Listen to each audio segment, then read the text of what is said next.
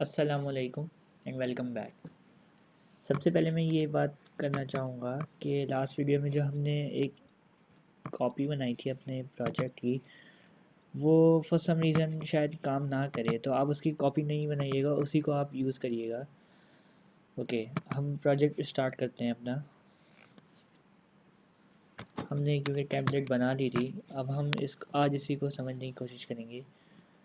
जो सबसे पहली चीज़ कि आप देख सकते हैं कि यहाँ पे एक जगह लिखा हुआ है डॉट डेटा और एक जगह लिखा हुआ है डॉट कोड।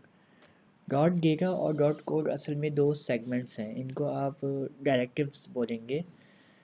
डॉट डेटा आपके असेंबली लैंग्वेज की कोड का वो पार्ट है जहाँ पे आप जो भी लिखेंगे वो आपका मेमोरी में लोड होगा हमेशा, यानी रैम में लोड होगा।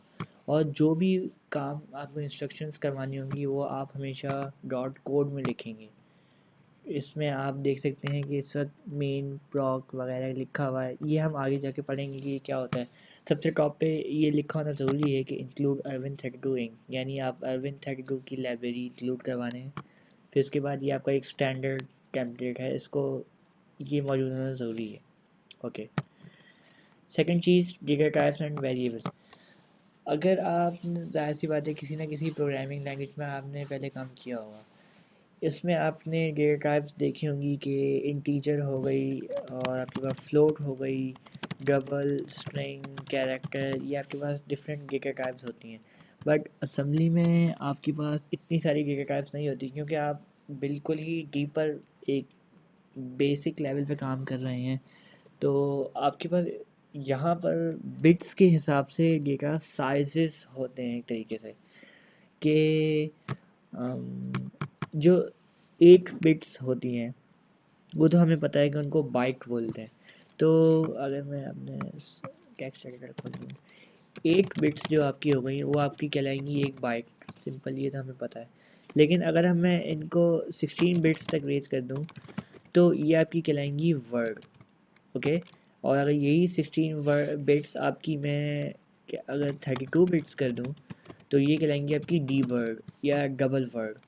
और यही आपकी 64 बिट्स पे जाके बन जाएंगी क्यू वर्ड या क्वाड वर्ड।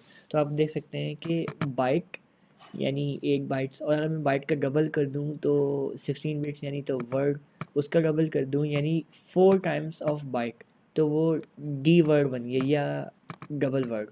ओके, एंड उसका मैं 4 टाइम्स कर दूं तो वो क्यू वर्ड क्वाड वर्ड बन गया।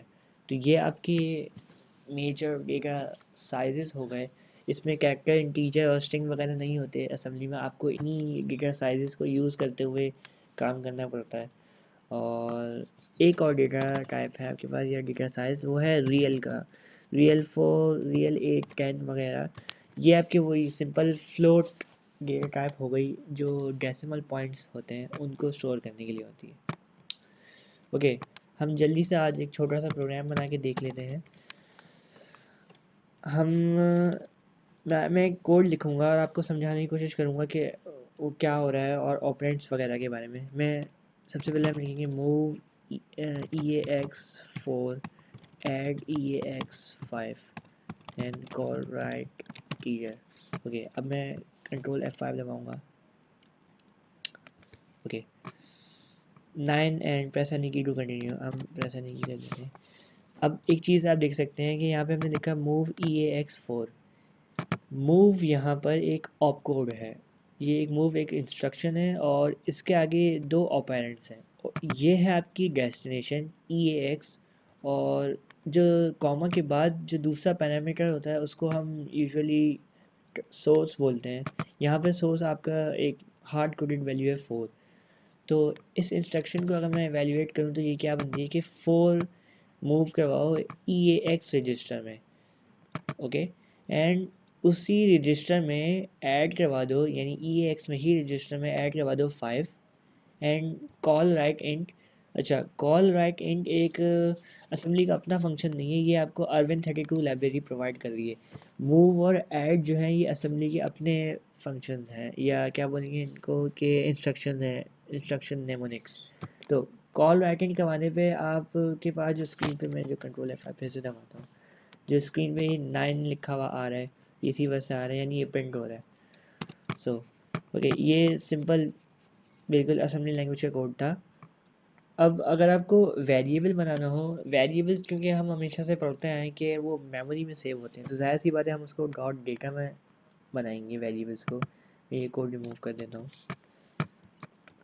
वेरिएबल बनाने का सिंटैक्स आपका असेंबली में कुछ इस तरह से होता है कि आप सबसे पहले लिखते हैं आपका वेरिएबल का नेम, या इसको आप आइडेंटिफायर भी बोल सकते हैं, और फिर आपकी डेटा साइज़ या साइज़ एलोकेशन। ओके, तो यहाँ पे डेटा साइज में से आप ये कोई कीवर्ड्स, रिजर्व्ड कीवर्ड्स यूज़ करेंगे, byte word, D word, Q word या रियल 4 8 वगैरह। ओके, एंड थर्ड ये है आपकी value.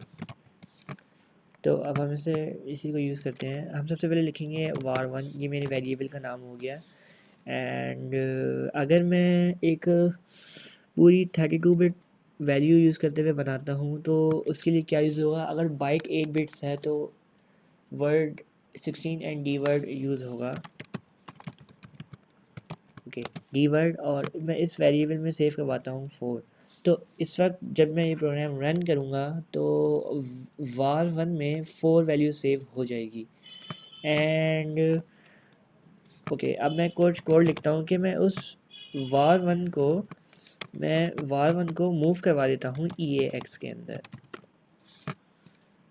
Okay, and call right int. आप देख सकते हैं कि सिंपल var1 जो था वो डी वर्ड की वैल्यू eax रजिस्टर में मूव हो गई। अच्छा, eax यहाँ पे ये रजिस्टर है आपका, और उसके बाद मैंने राइट इंट के ज़रिए उसको स्क्रीन पे प्रिंट करवा दी, ये 4 जो लिखा हुआ आ रहा है। अच्छा, एक चीज़ ये ज़रूरी है कि क्योंकि eax एक 32 बिट रजिस्टर है या इसका साइज़ 32 बिट्स है, तो यहाँ पे डेटा टाइप भी या डेटा साइज़ भी उसी हिसाब से होना चाहिए। अब मैं अगर वर्ड की जगह बाइट यूज़ करता हूँ, या अगर मैं इसको क्यू वर्ड बोलूँ तो इसको एरर देना चाहिए। देंगे एरर दे रहा है कि instruction operands must be the same size. तो फ्यूचर में जब भी ये एरर आए instruction operands must be the same size, तो मतलब इसका यही है कि आपने कोई डेटा टाइप या साइज मिसमैच कर दिया है। जैसे अगर मैं एक चीज़ और ट्राई करके देख लेना, अगर मैं बाइट लिखूँ तो ये भी अभी भी नहीं हो रहा, जबकि eax 32 बिट्स हैं और बाइट सिर्फ सिंपल 8 बिट्स हैं, लेकिन ये फिर भी इनको सेव नहीं करेगा। ये आपको हमेशा बिल्कुल स्पेसिफिक काम करना पड़ेगा कि अगर आप वो एक बाइट्स यूज़ करना चाहते हैं या एक 1 बाइट यूज़ करना चाहते हैं तो उसके लिए पूरे 1 बाइट ही यूज़ करनी होगी, जैसे al वगैरह यूज़ करना होगा यहाँ पे, जो मैंने आपको सबसे आई थिंक सेकंड वीडियो में बताया था ए रजिस्टर्स के बारे में। तो ये शायद काम ये फॉर सम रीज़न नहीं काम करेगा, हम इसमें बाद में पढ़ेंगे। ओके, सो नेक्स्ट वीडियो में हम सीखेंगे इनपुट आउटपुट्स एंड और अर्थमेटिक ऑपरेशंस। Thank you.